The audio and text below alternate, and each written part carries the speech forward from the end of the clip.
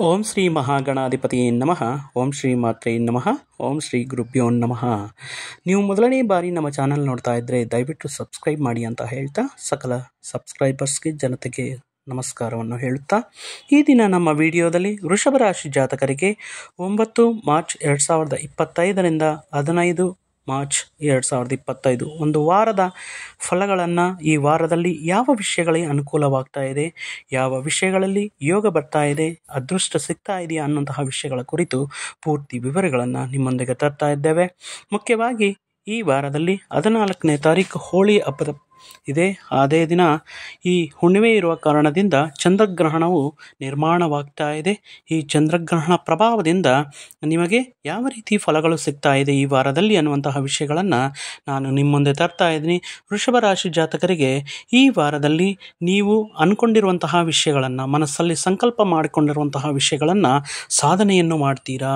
ಅದು ಎಷ್ಟೇ ಕಷ್ಟ, ಅವಾಂತರಗಳು, ವಿಳಂಬಗಳು ಬಂದ್ರೂ ನೀವು ಏನು ಸಾಧನೆ ಮಾಡಬೇಕು, ಯಾವುದನ್ನು ಕಂಪ್ಲೀಟ್ ಮಾಡಬೇಕು, ಸಂಪೂರ್ಣ ಮಾಡಬೇಕು ಅಂತ ಒಂದು ದೃಢ ನಿಶ್ಚಯದಿಂದ ಪ್ರಯತ್ನ ಪಡ್ತಾ ಇರ್ತೀರೋ ಅಂತಹ ವಿಷಯಗಳೆಲ್ಲವೂ ನೀವು ಸಾಧನೆಯನ್ನು ಮತ್ತು ಸಂಪೂರ್ಣತೆಯನ್ನು ಮಾಡ್ತೀರಾ. ಮತ್ತು ಈ ವಿಷಯ ಸಂಪೂರ್ಣವಾಗಿರುವಂತಹ ಕಾರಣದಿಂದ ನೀವು ಇಟ್ಕೊಂಡಿರುವಂತಹ ಒಂದು ಗಮನ, ಒಂದು ಲಕ್ಷ್ಯ, ಒಂದು ಡ್ರೀಮ್ ಏನಿರುತ್ತೋ ಅದು ನಿಮಗೆ ಬರುವಂತಹ ದಿನಗಳಲ್ಲಿ ಅದು ಸಾಧಿಸುವುದಕ್ಕೆ ನಿಮಗೆ ಸುಲಭವಾಗಿ, ಪರಿಹಾರವಾಗಿ ಮತ್ತು ಸರಳವಾಗಿ ನಿಮಗೆ ಮಾರ್ಗವು ಅನುಕೂಲವಾಗುತ್ತೆ. ಈ ವಿಷಯದಲ್ಲಿ ನಿಮ್ಮ ಆತ್ಮೀಯರ, ನಿಮ್ಮ ಕುಟುಂಬಸ್ಥರ, ನಿಮ್ಮ ಸಹೋದ್ಯೋಗಿಗಳ ಮತ್ತು ಬಂಧು ಮಿತ್ರಾದಿಗಳ ಪ್ರೋತ್ಸಾಹವು, ಉತ್ಸಾಹವು ನಿಮ್ಮಲ್ಲಿ ಜಾಸ್ತಿ ಕೆಲಸ ಮಾಡಬೇಕು. ಜಾಸ್ತಿ ನಿಮ್ಮ ಗಮನದ ಬಗ್ಗೆ ಮತ್ತು ನೀವು ಸಾಧಿಸುವಂತಹ ಒಂದು ತೀರದ ಬಗ್ಗೆ ನೀವು ಮತ್ತಷ್ಟು ದುಪ್ಪಟ್ಟು ಕಷ್ಟವನ್ನು ಪಡೋದಕ್ಕೆ ಒಂದು ಪ್ರೋತ್ಸಾಹ ಸಿಗುತ್ತೆ.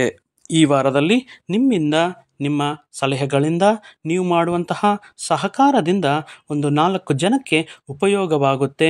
ಅವರ ಆಶೀರ್ವಾದ, ಅವರ ಆಶೀಸ್ಸುಗಳು ನಿಮ್ಮನ್ನು ಮತ್ತಷ್ಟು ಯಶಸ್ಸಿನ ಕಡೆಗೆ ಮುಂದಿನ ದಿನಗಳಲ್ಲಿ ನಿಮಗೆ ಅನುಕೂಲವಾಗ್ತಾ ಇರುತ್ತೆ.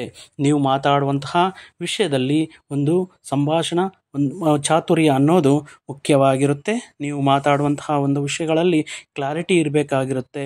ಯಾವುದನ್ನು ಗೌಪ್ಯವಾಗಿ ಅಥವಾ ನಿರ್ದಿಷ್ಟ ಒಂದು ಪ್ರಣಾಳಿಕೆ ಅಂತ ನೀವು ಹೇಳ್ತಾ ಇರುವಂತಹ ವಿಷಯಗಳನ್ನು ಕಂಪ್ಲೀಟಾಗಿ, ಸಂಪೂರ್ಣವಾಗಿ ಇತರರಿಗೆ, ನಿಮ್ಮ ಮೇಲಧಿಕಾರಿಗಳಿಗೆ ಹೇಳುವುದರಿಂದ ನಿಮ್ಮ ಮನಸ್ಸಲ್ಲಿರುವಂತಹ ಒಂದು ಕಾರ್ಯಕ್ರಮಗಳಾಗಿರಲಿ, ನೀವು ಹೇಳ್ತಾ ಇರುವಂತಹ ವಿಷಯಗಳಾಗಿರಲಿ ಸುಲಭವಾಗಿ ಬೇರೆಯವರಿಗೆ ಅರ್ಥ ಆಗುತ್ತೆ. ಮತ್ತು ಬೇರೆಯವರ ವಿಷಯಗಳಲ್ಲಿ, ಯಾವುದೇ ವಿಷಯಗಳಲ್ಲಿ ನೀವು ಇಂಟರ್ಫಿಯರ್ ಆಗೋದು, ಮಧ್ಯದಲ್ಲಿ ಮಧ್ಯವರ್ತಿಕೆ ಮಾಡುವುದು ಅಷ್ಟು ಉತ್ತಮವಲ್ಲ. ಬೇರೆಯವರ ವಿಷಯಗಳಲ್ಲಿ ನೀವು ಎಷ್ಟು ದೂರ ಇದ್ದರೆ ಅಷ್ಟು ಉತ್ತಮ ಫಲಗಳನ್ನು ಮತ್ತು ಮನಃಶಾಂತಿಯನ್ನು ನೀವು ಕಾಣಬಹುದು. ಮುಖ್ಯವಾಗಿ ಈ ವ್ಯಾಪಾರ ಮುಖಾಂತರ, ಈ ವ್ಯವಹಾರಗಳ ಮುಖಾಂತರ ನೀವು ಮಾಡುವಂತಹ ನಿರ್ಧಾರಗಳಲ್ಲಿ ನೀವು ಈ ಮಂಕುತನ ಮತ್ತು ಈ ಛಲ, ಹಠವನ್ನು ಸ್ವಲ್ಪ ಬಿಟ್ಕೊಡ್ಬೇಕಾಗುತ್ತೆ. ಏಕೆಂದರೆ ಎಲ್ಲ ವಿಷಯದಲ್ಲಿ ಒಂದು ಸಾರಿ ನೆಗೋಷಿಯೇಷನ್ ಮಾಡುವಂತಹ ಸಂದರ್ಭಗಳಲ್ಲಿ ನೀವು ಹೇಳಿರುವಂತಹ ಪ್ರೈಸ್ಗೆ ತಗೋಬೇಕು, ನೀವು ಹೇಳಿರುವಂತಹ ಒಂದು ಬೆಲೆಗೆ ತಗೊಳ್ಬೇಕು ಅಂತ ಪಟ್ಟು ಹಿಡಿದರೆ ಬರುವಂತಹ ಕಸ್ಟಮರ್ಸ್ನ ಕಳುವಂತಹ ಅವಕಾಶಗಳು ಬರಬಹುದು, ಸಂದರ್ಭಗಳು ಬರಬಹುದು. ಆ ಕಾರಣದಿಂದ ಒಂಥರ ಹಠ ಅನ್ನೋದು ಬಿಡುವುದು. ಯಾಕಂದರೆ ಈಗ ಲಾಭಕ್ಕಿಂತ ಆದಾಯಕ್ಕಿಂತ ಕಸ್ಟಮರ್ಸ್ ಮತ್ತು ಅವರು ಹೇಳಿರುವಂಥ 4 ಜನಕ್ಕೆ ಹೇಳುವಂತಹ ವಿಷಯಗಳು ವ್ಯಾಪಾರಕ್ಕೆ ಸೂಕ್ತವಾಗಿರುತ್ತೆ. ಆ ಕಾರಣದಿಂದ ನೀವು ಈ ಹಠ ಮತ್ತು ನೀವು ಹೇಳಿರೋದೇ ಫೈನಲ್ ಅನ್ನುವಂತಹ ವಿಷಯಗಳ ಬಗ್ಗೆ ಸ್ವಲ್ಪ ಪುನರಾಲೋಚನೆ ಮಾಡುವುದು ಉತ್ತಮ. ವಾರದ ಮಧ್ಯದಲ್ಲಿ ಒಂದು ವಿಷಯದ ಮುಖಾಂತರ ನಿಮಗೆ ಸಾಕಷ್ಟು ಅನುಕೂಲವಾಗುತ್ತೆ. ಸಿಹಿ ಸುದ್ದಿಗಳನ್ನು ಕೇಳುವಂತಹ ಅವಕಾಶಗಳು ಈ ವಾರದ ಮಧ್ಯದಲ್ಲಿ ಅನುಕೂಲ ಆಗುತ್ತೆ. ಮುಖ್ಯವಾಗಿ ಈ ವಾರದಲ್ಲಿ ನೀವು ಕೈ ಹಿಡಿರುವಂತಹ ವಿಷಯಗಳು ಸಕ್ಸಸ್ ಆಗಬೇಕೆಂದರೆ ನೀವು ನಿಮ್ಮ ಇಷ್ಟ ದೈವವನ್ನು ಪ್ರತಿನಿತ್ಯವೂ 108 ಬಾರಿ ಜಪ ಮಾಡುವುದರಿಂದ ನಿಮಗೆ ಸಾಕಷ್ಟು ಅನುಕೂಲ ಫಲಗಳು ನಿಮಗೆ ಸಿಕ್ಕಿ ಈ ವಾರದಲ್ಲಿ ಅದ್ಭುತ ಯಶಸ್ಸನ್ನು ಕಾಣಬಹುದು ಅಂತ ಹೇಳುತ್ತಾ, ಮತ್ತೊಂದು ವಿಡಿಯೋ ಮುಖಾಂತರ ಮತ್ತೊಂದು ಆಸಕ್ತಿಕರ ವಿಷಯದ ಜೊತೆಗೆ ನಿಮ್ಮ ಮುಂದೆ ಬರ್ತೀನಿ. ಅಲ್ಲಿಯವರೆಗೂ ಸರ್ವೇ ಜನ ಸುಖಿನೋ ಭವಂತು, ಸಮಸ್ತ ಸನ್ಮಂಗಳಾನಿ ಭವಂತು. ಜೈ ಶ್ರೀರಾಮ್.